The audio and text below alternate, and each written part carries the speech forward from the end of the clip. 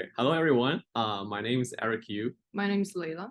and today I want to introduce you to our latest technologies called NetTalk, which allows you to talk to your network graphs directly. So to begin with, what is a network graph? In a network graph, there are three components: nodes, edges, and coordinates. But the coordinates are optional. Most of the times, people use network graph to convey relationships between nodes, such as metro systems, social networks, and mind maps, etc.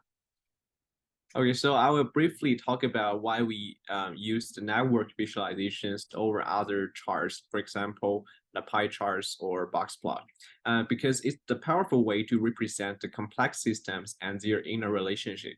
Let's look at this entity relational diagrams. This is often used by the data engineers to represent the logical structure of a database. The network graph can explain the relationships between the nodes very explicitly. And the second reason is its scalabilities and interactive abilities.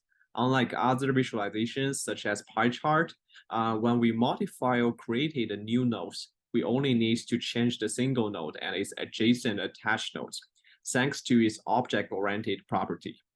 Thus, it greatly saves the computational cost and can guarantee the interactions compatibilities with large language model.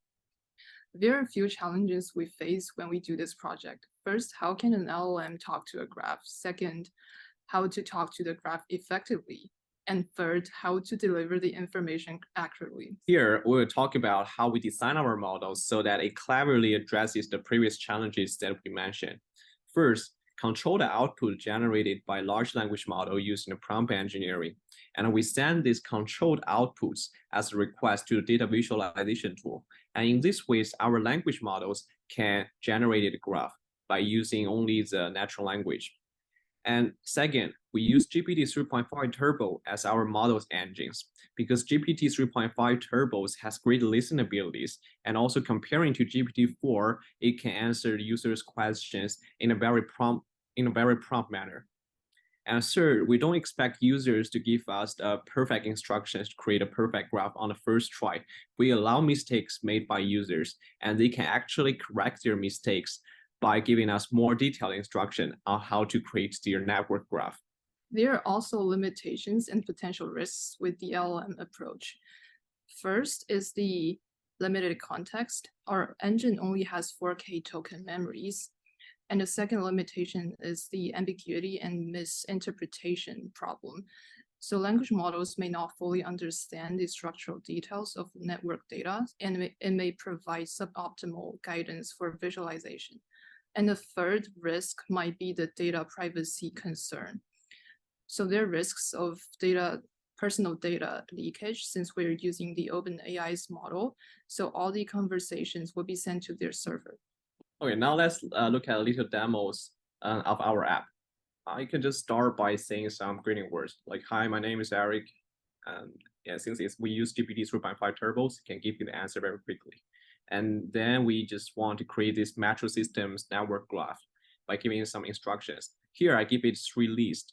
One is yellow line stations list, one is red line station list, and one is blue line station list. And it can generate the graph on the first try. And then we probably want to add some features. For example, here I add a stations named Finch to the red line. And this station should be placed between the Bloor stations and the Queen Park stations.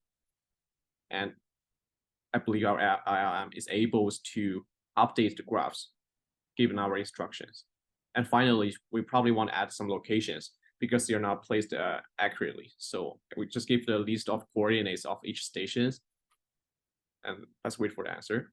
And here it is. It just updates the graphs based on the new coordinates that I passed to it. Okay, now let's take a closer look at those graphs generated by large language model. This is the graph that is generated on first try. You can see the colors are right, the stations names are right. So I would say it's pretty good on first try. And then it's made a little update. It added stations Finch in between the Queen's Park and Bloor. So it's also correct. And lastly, the coordinates. After we give it coordinates, I think it represents the correct inner relationship between those stations. So overall, it's very user-friendly to users because I just created this graph within 3 sentences. And thank you for watching.